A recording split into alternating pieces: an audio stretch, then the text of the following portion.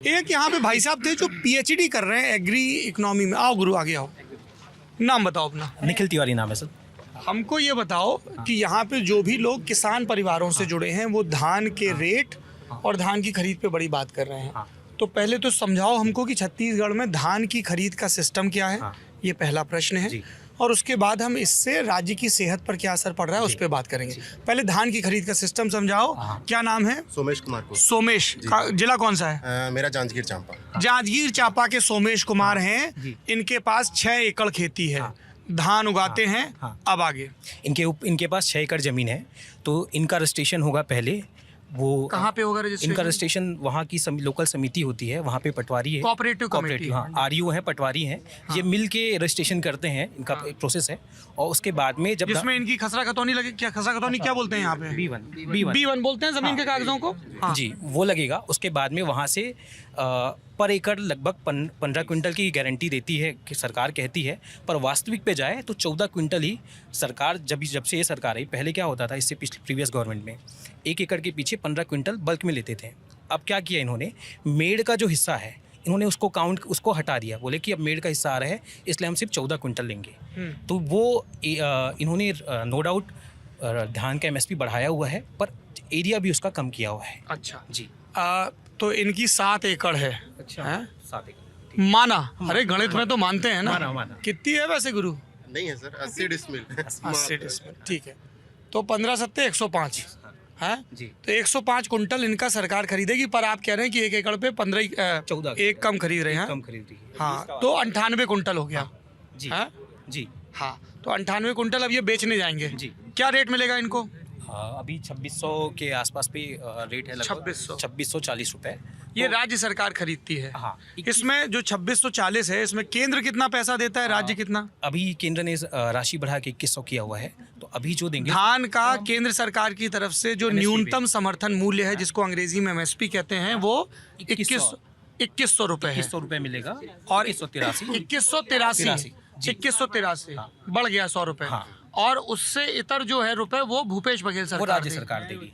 न्याय योजना के तहत। ये न्याय योजना क्या है? न्याय योजना सर, स्टेट गवर्नमेंट ने पहले जो बोनस के रूप में जो केंद्र सरकार जो पैसे दे रही है, उसके इतर जो पैसा देना है बोनस के रूप में, तो सरकार ने कहा कि बोनस देने का सिस्टम नहीं है, तो उसको वो काउंटर करने के लिए उन्होंने न्याय योजना करके स्कीम लाई। इस पे जो जैसे 100, अगर मान लीजिए 100 क्विंटल लेते हैं, तो 100 क्विंटल का पहला केंद्र सरकार का पैसा तुरंत उनके खाते पे मिल जाता है DBT के अंतर्गत। बाकी जो बोनस है वो 4 किस्तों में देती है सरकार पूरे साल भर में। केंद्र सरकार की तरफ से आर्थिक अनुशासन के तहत ये सवाल उठाया गया कि क्या राज्य सरकारें इस तरह से पैसा बढ़ा सकती हैं, इससे असमानता, बाजार का दबाव आदि इत्यादि।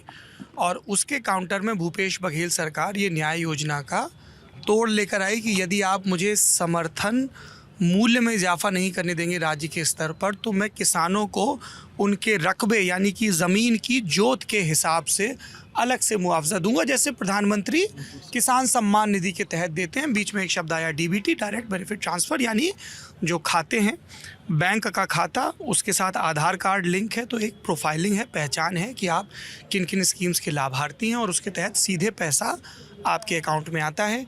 आधार नंदन नीलकेनी के समय UPA 2 में शुरू हुआ था, नरेंद्र मोदी सरकार में उसको और कई चीज़ों के साथ लिंक किया गया। और आधार से जो सबसे बड़ा फ़ायदा हुआ है वो ये, चाहे राज्य के स्तर पर चाहे केंद्र के स्तर पर, जो लीकेज होती थी, जो बीच में भ्रष्ट लोग पैसा दाएं बाएं कर देते थे और असल लाभार्थियों तक नहीं पहुंचता था, उसमें काफ़ी हद तक रोक लगी है। जी।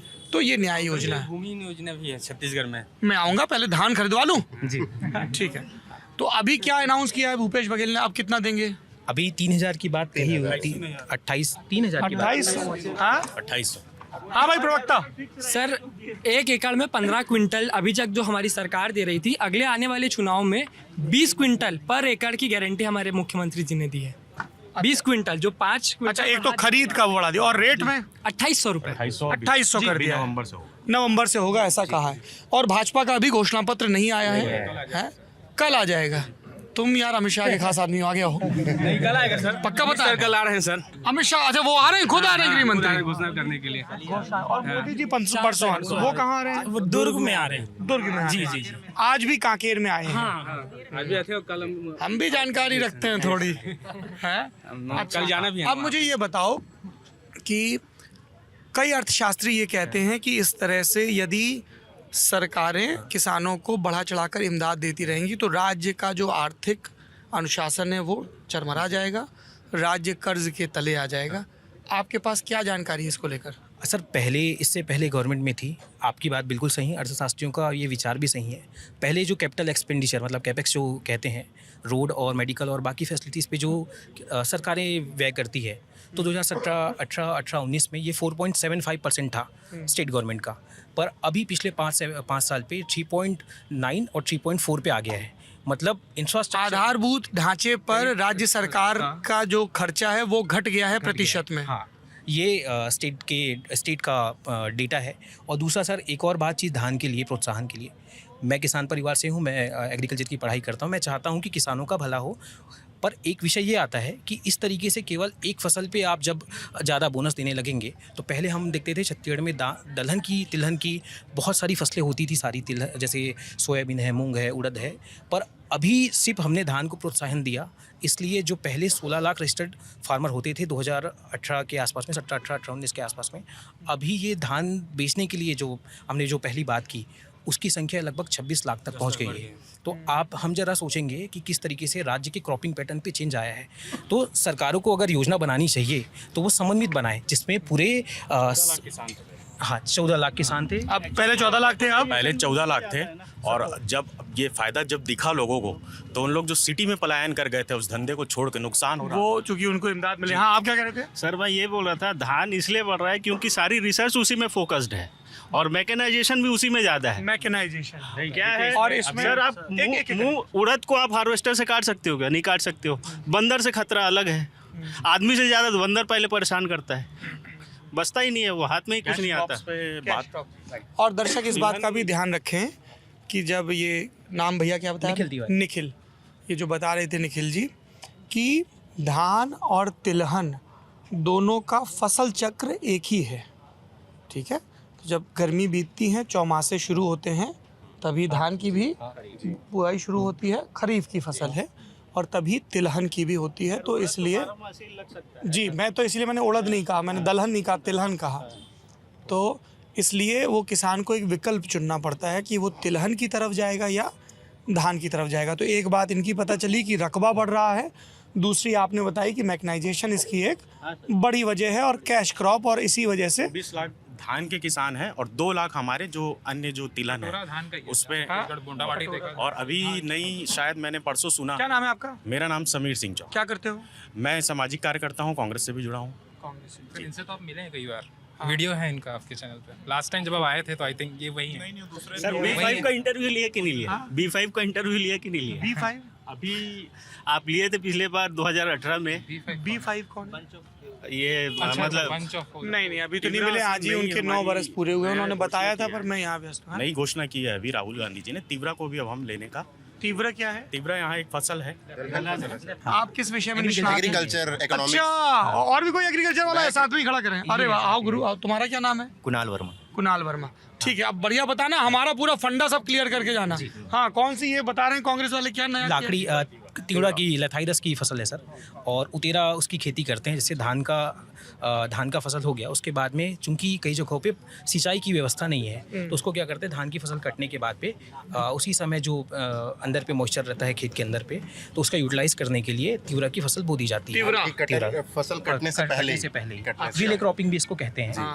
और सर दलहन के विषय पे एक बहुत महत्वपूर्ण विषय था, देश सभी को जानना चाहिए कि आज भारत कृषि प्रधान देश होने के बाद में भी लगभग 18,000 करोड़ का दलहन इंपोर्ट कर रहा है तंजानिया, साउथ अफ्रीकन देशों से, और कनाडा से भी बहुत, कनाडा से 1.76 लाख करोड़ की तेल, एडिबल ऑयल, ये हम विदेशों से इंपोर्ट कर रहे हैं। तो जब इतनी बड़ी राशि पे जब हमारा इंपोर्ट हो रहा है और हमारा बहुमूल्य जो फॉरेक्स है वो जा रहा है, तो कहीं ना कहीं हमको सोचना चाहिए, हमारे गेहूं और धान से हमें मूव करना चाहिए धीमे धीमे दलहन की तरफ, क्योंकि धान का वाटर रिक्वायरमेंट भी बहुत होता है। आप चाइना और बाकी देशों देखेंगे, चाइना ने अपने धान की प्रोडक्शन कम की, क्योंकि धान में मतलब 1 किलो धान उगाने के लिए लगभग 500 से 800 5,000 लीटर पानी की रिक्वायरमेंट होती है, और वहीं पे दलहन में ये आंकड़ा बहुत कम है। तो क्यों ना हम दलहन में बता भी दीजिए दर्शकों को कौन कौन सी फसलें आती हैं? दलहन में सर जितने भी दाल की फसलें हैं, अरहर हो गया, मूंग हो गया और चना हो गया, ये सब उड़द, ये सब दलहनी फसलें हैं। तो कहीं ना कहीं सर हमको हमारी पॉलिसी ऐसी सस्टेनेबल बनानी चाहिए जिसमें त्वरित लाभ ना देखा जाए। हमको सिर्फ वोट बैंक वोट मिले यह ना सोच के देश का कैसे आगे विकास हो। Sir Bhuvan sir, I love you भाई। क्या नाम है आपका? सर अरबाज खान। सर मैं आपसे बहुत प्यार करता हूँ सर। सवाल क्या है? हाँ, सर सवाल कुछ नहीं सर, मैं पागल हो गया, मैं भूल गया। बहुत बढ़िया, भगवान तुम्हें जल्दी स्वस्थ करे। बेटा आदिल, एक बात सुन, ये लल्लन टॉप का इवेंट है तो लल्लन फ्लॉप बातें मत कर। तो चंबल की डकैती और अवधोजा की बकैती। स्कूल में कुछ भी गलत हो तो प्रिंसिपल को एक ही नाम याद आता था, अवधोजा। तो मैं उनसे कहता था सर कहीं तो खिलवा दो। सर बैठो चुपचाप। तुम्हारे बाप कभी बॉल पकड़े? उस आदमी ने जिस दिन ये कहा ना कि तुम्हारे बाप कभी बॉल बैट पकड़े, मैंने कहा बैट वैट तो ना पकड़े मास्टर, आज शाम को बताएंगे बैट चलाया कैसे जाता। अब इतने शानदार मेहमान होंगे तो माहौल तो जोरदार होगा ही। इस साल कौन कौन से मेहमान आ रहे हैं पूछिए मत, खुद आकर देखिए, या फिर किसी को बुलाना है तो कमेंट बॉक्स में उसका नाम लिखिए। 24, 25 और 26 नवंबर को मेजर ध्यानचंद नेशनल स्टेडियम नई दिल्ली में जब रहा है लल्लन टॉप अड्डा। फ्री में रजिस्ट्रेशन करें वेबसाइट या ऐप पर दिए बैनर पर क्लिक करके।